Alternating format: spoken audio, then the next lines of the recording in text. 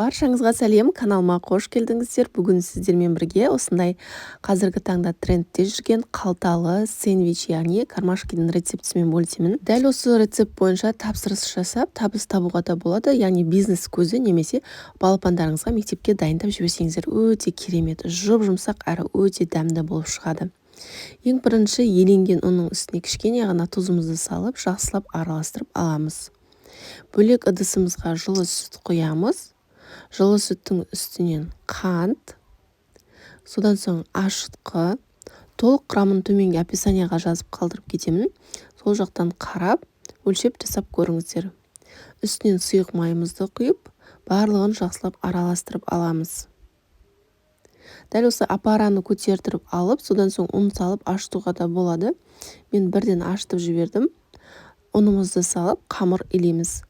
Қамырымыз қаншалықты жақсылап иленген болса, соншалықты біздің сэндвичтің нандары жұп-жұмсақ, әдемі болып шығады. Қамырдың әдемі болып көтерілуі біздің ашытқымызға, сонан соң қамырдың жақсылап иленуіне байланысты. Сол себепті қамырдың ең соңында тағы да кішкене сұйық май құйып, жақсылап жылтыр қамыр болғанша қамырды жақсылап илеңіздер. Сонда сэндвичтің қамырлары біркелкі, әдемі, топ-томпақ болып шығатын болады. Енді қамырдың бетін жауып, көтерілуге қалдырамыз. Қамырымыз ашып, көтеріліп шыққаннан кейін қамырды алып, теңдей 8 бөлікке бөліп шығамыз. Біркелкі болса, соншалықты біздің қамырымыз бірдей болып, әдемі болып шығады. Мен таразымен өлшеген жоқпын. Барлығын көз мөлшермен дәл осы рецепт бойынша 8 дана сэндвич шығады. 8-ге бөліп, қамырды дәл видеодағыдай етіп, орташа етіп жаямыз. Тым жұқа немесе тым қалың болмайды. Дәл осылай жайып, арасына сұйық май жағатын боламыз. Себебі пісіп шыққан соң арасы жабыспайтын болады. Сол себепті арасына май жағып, дәл видеодағыдай бір рет ораймыз. Бір рет жапқан соң тағы да үстін бір рет майлап, тағы бір рет жабамыз. Бізде дәл осындай әдемі қалташалы сэндвич болып шығады.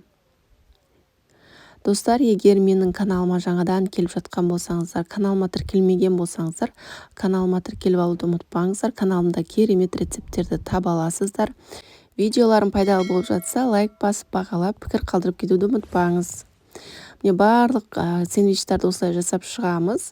Егер сіздер бұдан да көп жасайтын болсаңыздар, төмендегі рецепті 2 еселендіріп жасауға болады. Енді протеинімізге барлығын орналастырып шықтық. Бір жұмыртқаның сарысымен кішкене сүт қосып жіберіп, бетіне біркелкі болғанша жағып шығамыз. Және де бетіне күнжітті өте көп етіп салу керек, сонда дәмдірек әрі әдемі болып шығады. Сол себепті бетіне күнжітті өте көп септім. 200 градуста қызарғанша пісіріп аламыз. Ол піскенге дейін біз ішіндегі салмасын дайындап аламыз.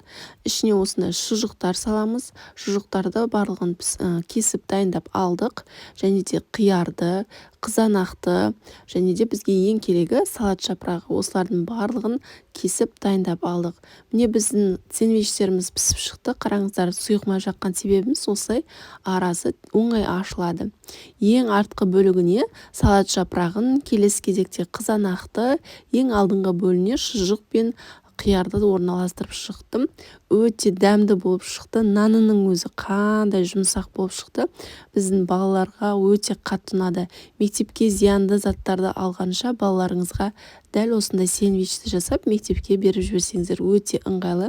Және де дәл осы рецепт бойынша табыс табуға да керемет мүмкіндік. Сол себепті дәл осы рецептпен жасап көріңіздер. Сіздерге ұнайды деген ойдамын. Қараңыздаршы, арасының өзі қандай керемет болып тұр. Ал нанына сөз жоқ. Наны жұп-жұмсақ. Каналым пайдалы, сол себепті жоғалтып алмас үшін тіркеліп, лайк басып кетуді ұмытпаңыз. Назарларыңызға рахмет.